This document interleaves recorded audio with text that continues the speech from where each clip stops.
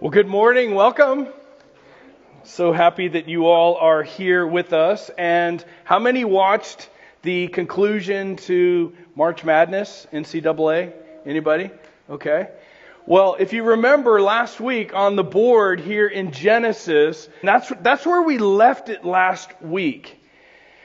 If some of you have seen some of the social media where a soldier comes home, have you seen those? There'll be like an montage or a whole bunch of different examples. And when I was studying through Genesis 30 and 31 this week, I kept thinking about that moment when that soldier walks through the door and all of a sudden there's his son or daughter's in the other end of the classroom and they're just like running over and you see all the embrace and the music and you're just like, having a son who came home, and there were certain times where he was like, hey, I'm coming home. And that moment when you're just sitting there going, my son is coming home. And it just means so much. There is a moment here where God is going to tell Jacob, you've been away long enough. It's time to come home.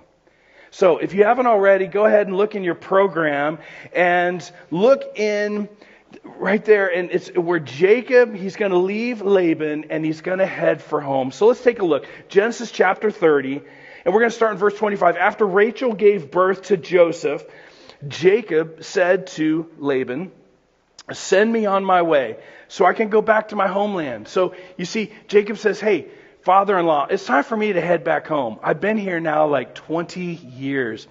Give me my wives and children for whom I have served you, and I will be on my way. You know how much work I've done for you. But Laban said to him, if I found favor in your eyes, Jacob, please stay. I have learned by, you see that, divination, that the Lord blessed me because of you.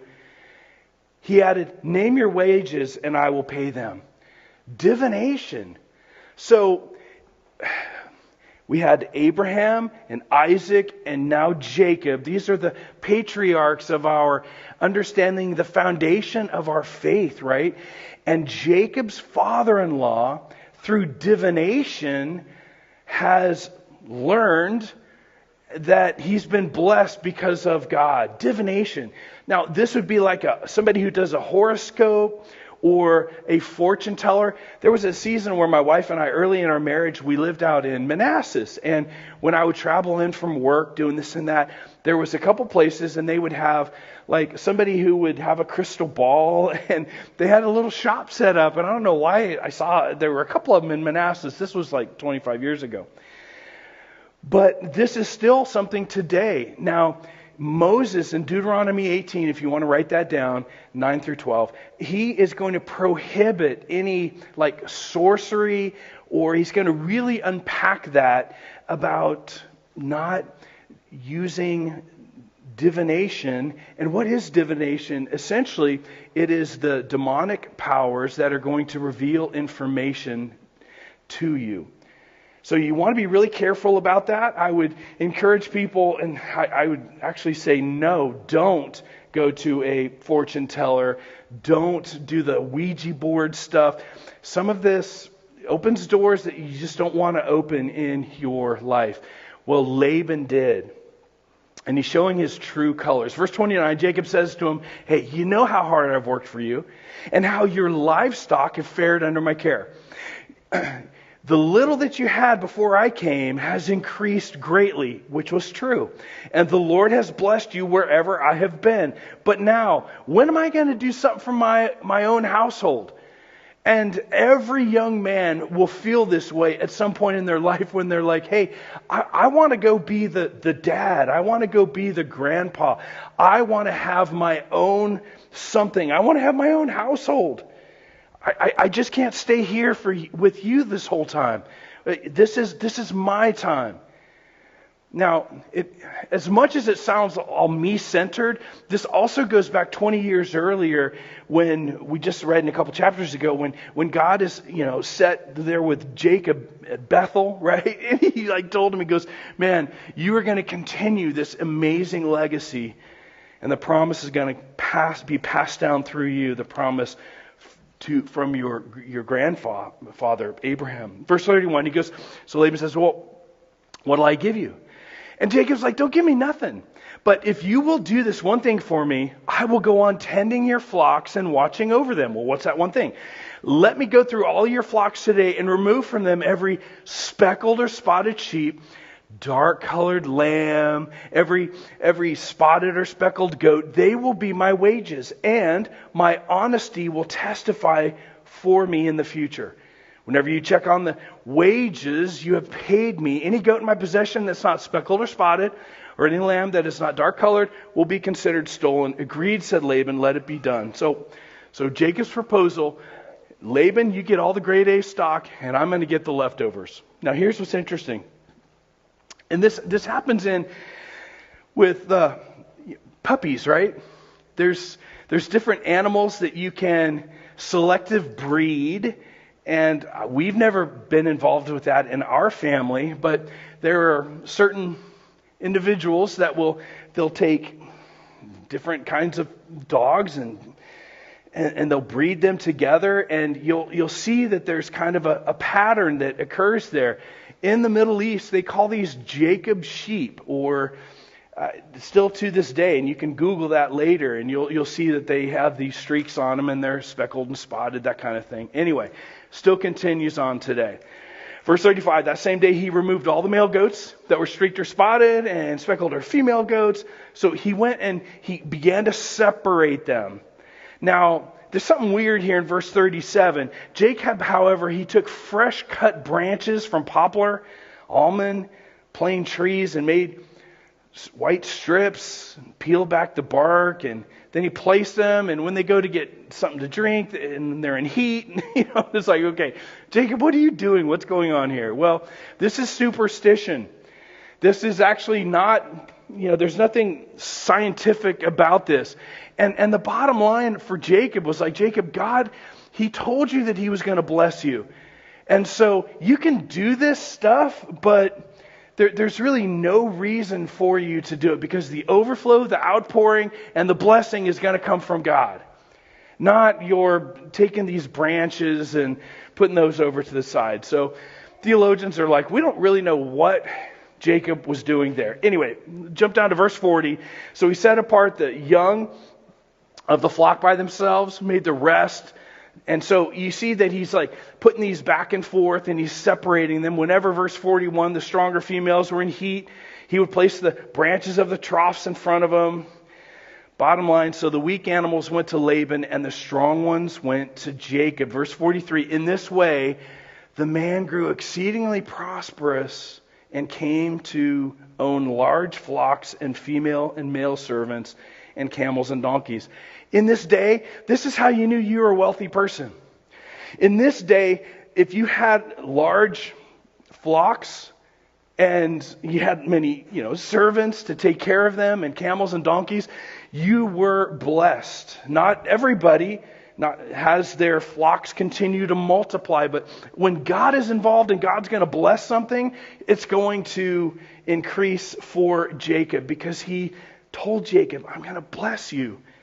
I'm going to make you wealthy. And so if you've got hundreds and hundreds of flocks of sheep, you can go and make sure that is going to be something that you could trade. You're going to be a wealthy individual. So it's growing. Verse 1, chapter 31. Jacob heard that Laban's sons were saying, now here's the interesting twist. Welcome to family time, right? Jacob's taken everything our father. This is what the sons are saying. He's taken everything that dad owned, and he's gained all this wealth from what used to belong to our father. And Jacob noticed that Laban's attitude toward him was not what it had been. This is the sin of envy. The sin of envy. And it starts somewhere in our heart, and it affects the attitude, doesn't it? If we were honest and we're like, hey, I want that.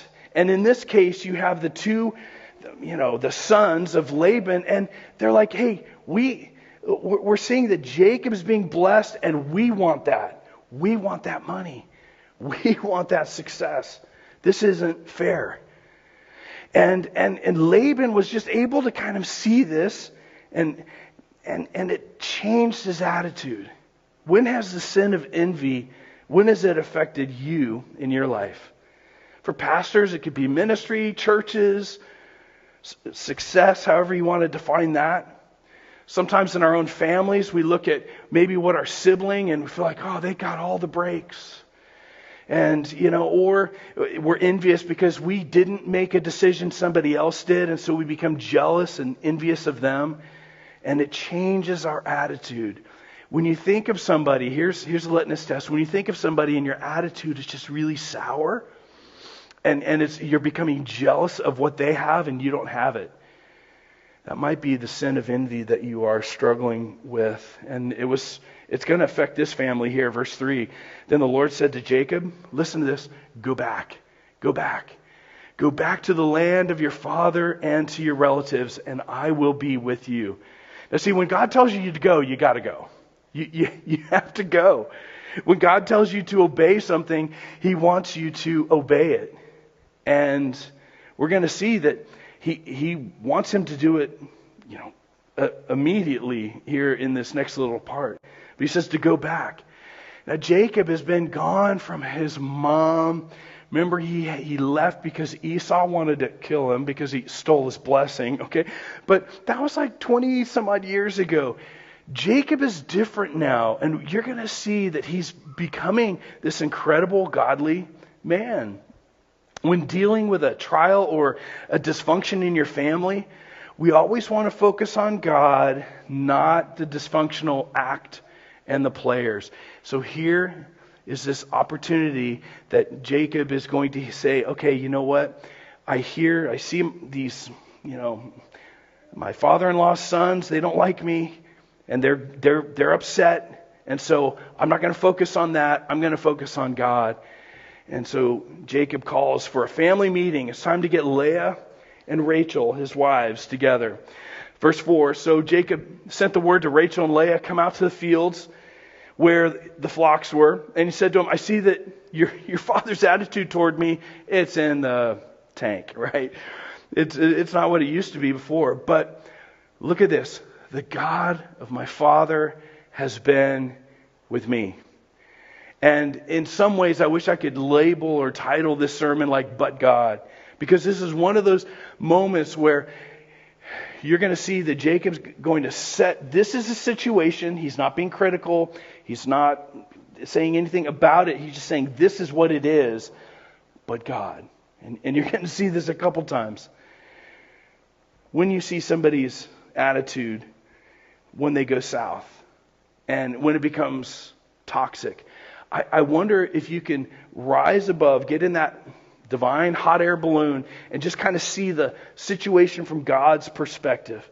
Because He said, hey, your dad's attitude with me is not what it used to be, but God has never left me. He has been here, Emmanuel. He is here with me now. Verse 6, he's talking to his wives here. I've worked for your father with all my strength, yet your dad has cheated me by changing my wages 10 times. However, God has not allowed him to harm me.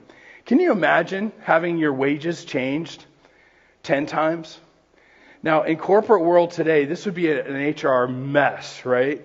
Hey, I have it here. It's in my contract. But can you imagine having your compensation changed 10 times? Laban was tricking. Laban was... Well, he could have been like teaching in a bad way, Jacob, just how to be a crook and a deceiver. But God used all of that to humble Jacob for this next season of his life.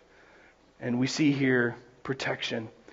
He changed it 10 times, but God hasn't allowed him to harm me. God is protecting us. It was true with Jacob, and it's true with us today, that God has our back. Verse 8, if He said the speckled ones will be your wages, and then He said in verse 9, but God has taken away your father's livestock, and He's given them to me. Provision. But God. This situation happened, but God. And we see it over and over.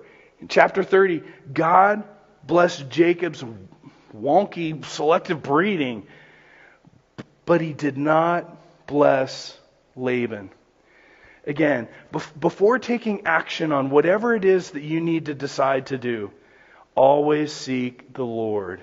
Always check with God. And so in this family meeting, what do his wives say? Verse 10. In breeding season, he told him, I once had this dream, and I looked up and I saw that the male goats were mating with the flock, were streaked and speckled or spotted. The angel of God said to me in the dream, Jacob, here I am. And he said, look up and see all the male goats mating with the flock are streaked, speckled, or spotted, for I have seen all that Laban has been doing to you. For just a moment, let me just back up. We're like goats and speckled and spotted. Like what? Again, you have to understand that this is the 401k. These are the bonuses. These are the increased wages. That you're that salesman and you're doing your job, and then and it's not being recognized, but God is recognizing it. God is making sure that you are being honored. Verse 13, he said, I am the God of Bethel, where you anointed a pillar and where you made a vow to me, Jacob. Now, look at this. Look at the urgency now. Leave this land at once and go back to your native land. Where Jacob, the whole Jacob's ladder, we talked about that again like 20 years ago. Now God told him it's time to go. It's about 6 years later now. So, verse 14, Rachel and Leah replied, do we have any share with the inheritance of our dad? Does he not regard us as foreigners? Look at what they said here at the end of verse 16. Do whatever God has told you to do. Jacob, our alliance and allegiance is not to Laban. It's with you. And we see that God is blessing all around you. We are on team Jacob. It is so important, husbands. What a great moment here. Jacob's having this family meeting, and it is so important for us husbands. When there's a big decision that needs to occur, we got to talk about it. And make sure that, God, you're speaking to me, but let me just kind of check with my wife. Are you hearing this too? There have been many times in my wife and Amy's, marriage where I felt like God was leading me to do something. I kind of mentioned it to her, and she's like, "Yeah, I'm not really hearing that. I'm not really sure. Have you considered this and this?" And it's not a fight or an argument or anything, but I'm like going, "Oh, that was great data to be able to hear from." And then there were a few times where I was like, I have considered and thought all that. I really think this is what God's going to do. And then my wife would say, okay, and then we would talk about the timing. And again, there were so many great moments where she would remind me to make sure that we're not stepping out and doing something in my time versus God's time. And every time I've listened to her, we've always been blessed. It's been great. Husbands, make sure these big decisions you can, talk to your wives about. In verse 17, then Jacob put his children on his wives and camels. Well, this is pretty quick. God told him to say, it's time to go now. Leave this land at once, verse 13, right? And so puts them on camels. Now, did I ask you this, Shirley? Did you ride on the camel when you were in Israel on the trip? Okay. I didn't either. Camels are... Anybody been on a camel? Okay. Okay. Yeah, David's like, yeah. Taking your whole entire family on camels, it is not like... That would be a very uncomfortable ride. And it's going to be a 300 to 400 mile journey, depending on which road they're going to take back. 2 wives, 12 children, the tents, all the livestock. This is going to be a slow-moving journey. Livestock, yes. Everything that God has been blessing him, it's time to get all of that, and we're going to move to Beverly. No, we're going to move to where God has told us to go. Verse 19, when Laban had gone to shear sheep, Rachel stole her father's household gods. Moreover, Jacob deceived Laban, the Aramean, by not telling him he was leaving or running away. So he fled with all he had. He crossed the Euphrates and he headed for the hill country of Gilead. Wow. Okay, two quick things. Rachel, what are you doing? Why are you going to steal your dad's household gods? Now, they're little figurines, and the figurines often have accentuated body parts, and therefore they place powers in them of being able to conceive. And anyway, it's kind of an interest. They're small. So why would she take them? Well, theologians don't know, and the text doesn't tell us, but it could have been revenge. It could have been that she too worshipped them, and not really sure about that one, or just to keep dad from idolatry was one proposed theory. Another one, and maybe I land mostly on this one, is that these little household gods that she took or stole, they would be proof that she lived there, and to provide inheritance for her and Leah after their father Laban would die. Not sure. Verse 22, on the third day, so it'd been 3 days. Again, and sometimes it's important to remember that when you have large family units like this, it might be the kind of thing where, if this is where Laban's house was here, where the church is, it would be, over in Upperville is where Jacob and his tents would have been. So it's not like you're not, no cell phones. And so it would take a little bit of time to let each other know what's going on, because on the third day, Laban still didn't even know they left. So there was definitely some distance between them anyway. But when he finds out, verse 23, taking his relatives with him, he pursued Jacob for 7 days, and he caught up with him in the hill country of Gilead. So this is why Jacob fled, because he was concerned about what Laban would do. Verse 24, then God came to Laban, the Aramean, in a dream at night and said to him, be careful not to say anything to Jacob, either good or bad. And this is so important that we remember this. When you're dealing with conflict, never underestimate the power of God to make sure that He's going to come in. In military they say, "I got your six." I've got I've got your back. I've got your blind spot. And God steps in and He says, "Hey, be careful. Don't say anything to Jacob, either good or bad." In other words, I am the God of Jacob, and I am protecting him. Again, but God. You'll see that right here. But God's protection.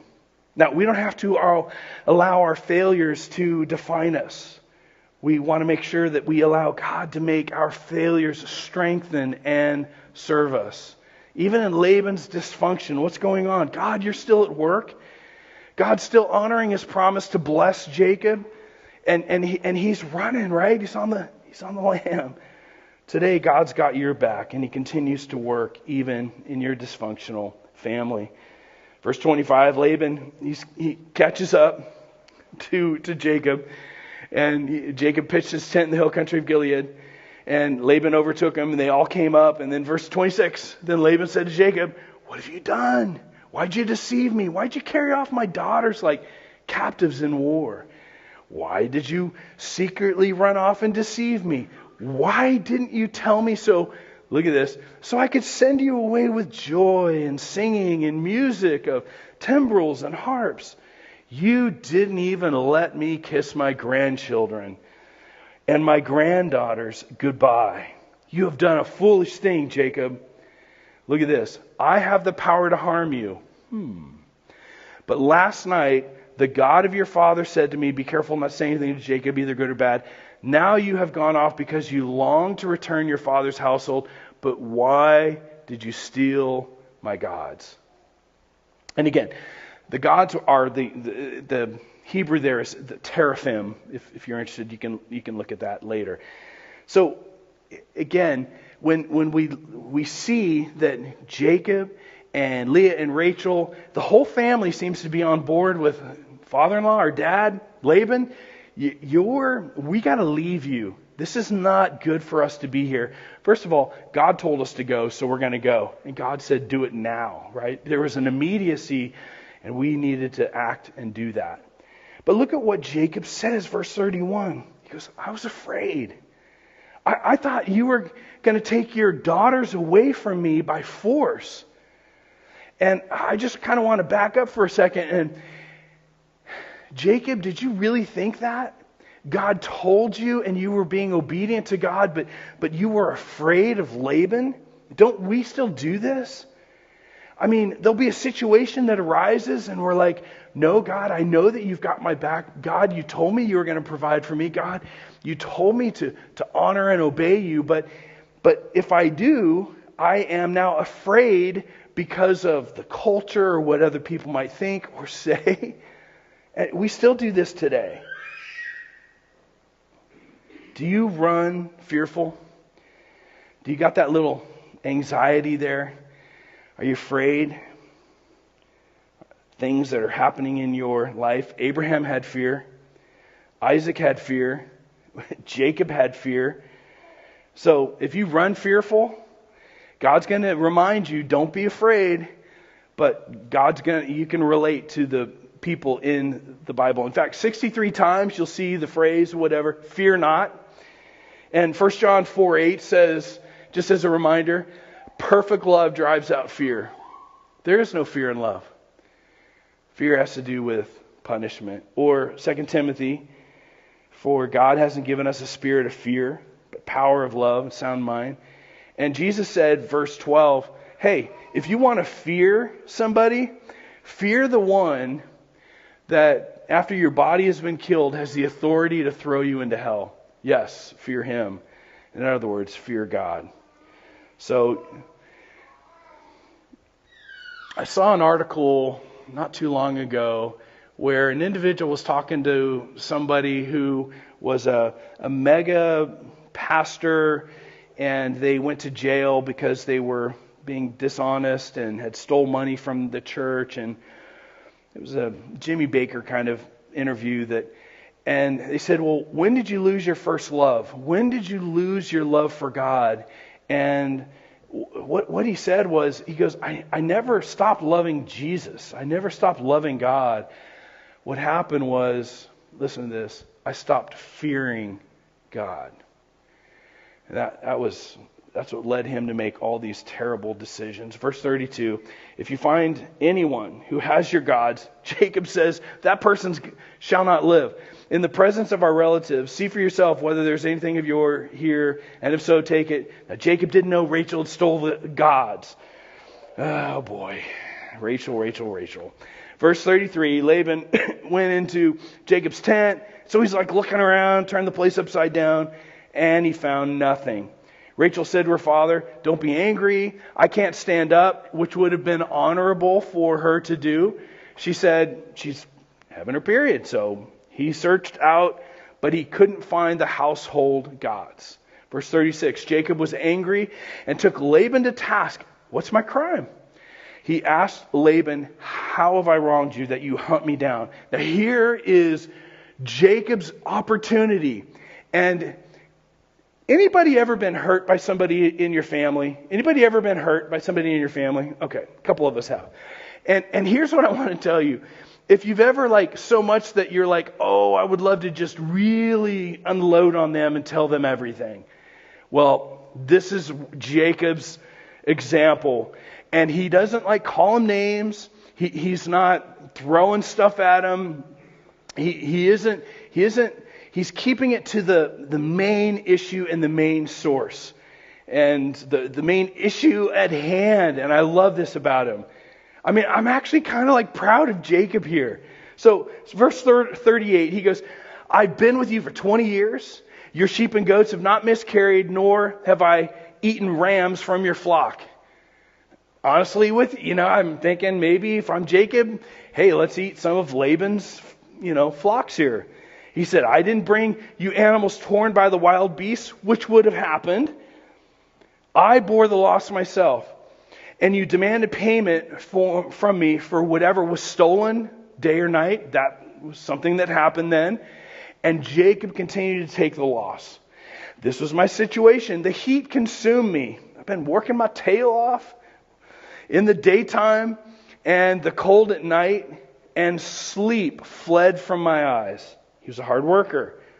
I've been working very hard for you. It was like this for 20 years. I was in your household. I worked for you 14 years just for your 2 daughters, and then 6 years for your flocks, and you changed my wages 10 times. Man, I'm really proud of Jacob. He keeps it on the main issue. Did I lie on anything here? No. Did I deceive you on anything here? No. He's speaking the truth. Is it in love? I think so. Verse 42. If the God of my father, the God of Abraham, the fear of Isaac, I'm going to explain that in a second, had not been with me, you would have sent me away empty-handed. But God has seen, again, but God has seen my hardship and the toil of my hands, and last night He rebuked you. So the fear of Isaac, usually it's like the God of Abraham, Jacob, Isaac and Jacob. Well, here we have Jacob, and he says the fear of Isaac. Now, what is this? Well, he's saying that his father Isaac feared God and worshipped Him exclusively. Yahweh is the fearsome God of Isaac, as the NLT says, or the feared one. Anyway, kind of a cool thing, but he's emphasizing that Isaac fears God. He's going to do it again here in just a couple more verses. But God, you would have sent me away empty-handed, but God. I have gone through all of this, but God. Again, at some point, I hope that we can look at any successes that we have, all the hardships and all the difficulties we've gone through, and we can say, but God, you were here. But God, you have been faithful. You have been my faithful and true. So Laban wants to create a covenant with him, with Laban. Essentially, like, you don't come harm me, and I'm not going to come harm you, is essentially it. Jump down to verse 52. This heap is a witness. They set up this, monument. And the pillar, it's a witness that I'm not going to go across this side to harm you, and you won't come. So, all right, verse 53. May the God of Abraham and the God of Nahor judge between us. Verse 54, he offered him a sacrifice there in the hill country, invited his relatives to a meal. Again, you saw the fear of Isaac, his father Isaac, mentioned again there. Verse 55. Early the next morning, Laban kissed his grandchildren and his daughters and blessed them. Then he left and returned home.